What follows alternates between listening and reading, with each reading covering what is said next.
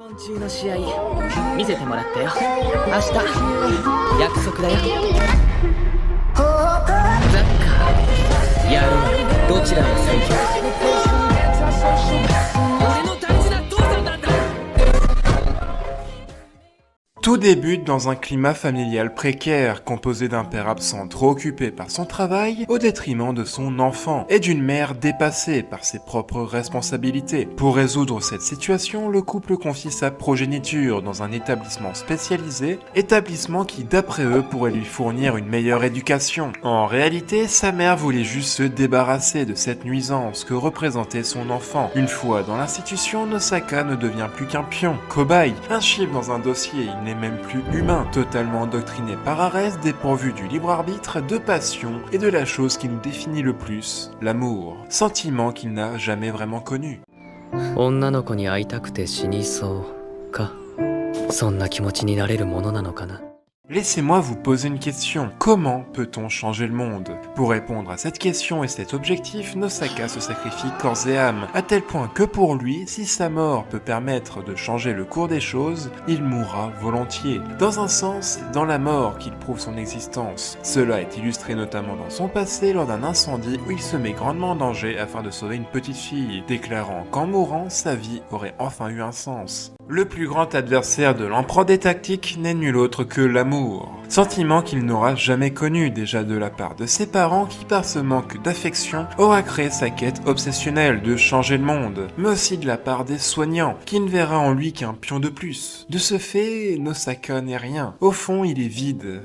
Vide et vide. Tout ce qui lui reste n'est plus que son désir ardu de changer le cours des choses. Sa vie aura enfin un sens. Cependant, l'amour lui mettra des bâtons dans les roues en se matérialisant deux personnages bien précis, Nishikage et Hana. Quand ils vont apprendre la maladie qui ronge Nosaka, tous les deux essayeront de le sauver.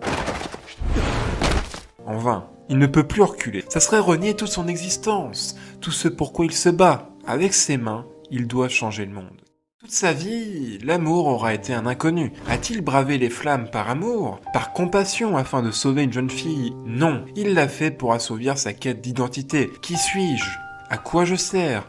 Si je meurs en sauvant quelqu'un, j'aurai changé le cours du monde. Une fois adolescent, Nosaka gardera ce mode de pensée, cet esprit de sacrifice, sa tumeur.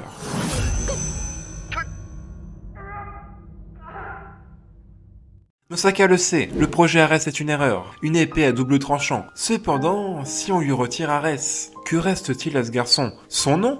Il n'a aucune valeur, ses parents l'ont rejeté. Ses passions? Il n'en a aucune. Son désir de vivre? Si mourir lui permet d'accomplir son objectif, il mourra. Tout ce qui lui reste est l'amour. Cette chose éphémère, indescriptible, qui la rejette depuis sa tendre enfance. L'amour représente à la fois sa solitude, son ennemi, mais aussi ce qui va le sauver. Derrière cet objectif extravagant de changer le monde, il y a un souhait d'enfant. Être reconnu pour ce qu'il est. Pas pour ses capacités, mais bien pour sa personne. Être un héros qui meurt en sauvant une fille d'un incendie. L'héros qui a changé le monde. C'est pourquoi, malgré la vérité découverte sur Arès, Nosaka va continuer d'avancer. Tout se jouera au football frontière, qui n'est qu'une étape dans ce long processus, qui engendra la création d'êtres parfaits. Or, Arès n'est pas parfait, loin de là. Il représente même les bas-fonds de l'humanité, manipulation de l'opinion publique. Tout ça pour l'argent. Au fond, Arès ne vaut pas mieux que ce père, qui l'a abandonné. Abandonné pour sa stupide promotion. Des doutes se sont installés dans son esprit. 君がアレスを潰したいというのなら決定的な証拠でも見つけることだね。よせ灰崎。決定的な証拠。奴はなぜあんな言い方をしたんだ。 Peu importe les moyens, tant pis si c'est avec un système corrompu, pourri comme cette société qui l'a rejeté. L'amour va alors intervenir en tant qu'ennemi, avec l'émergence de sentiments, de plaisir que vont développer les membres d'Utei Sokonomiya pour le football, Hana Mikado, Nishikage, ces sensations de brûlure dans sa poitrine, mourir pour voir une fille, se battre de manière juste et équitable. C'est là que s'installe le paradoxe de Nosaka. Toute sa vie, il aura rejeté ses émotions. Endoctriné par le projet Arès, toute sa vie, il n'aura jamais connu l'amour. L'amour aura été son ennemi, son adversaire, une chose qu'il n'avait pas le droit. Lui, en tant que produit d'exception, une chose inutile. Cependant, pour changer le monde, l'amour deviendra son allié. Au final, il devra accepter la chose qui le rejette depuis son enfance. L'amour.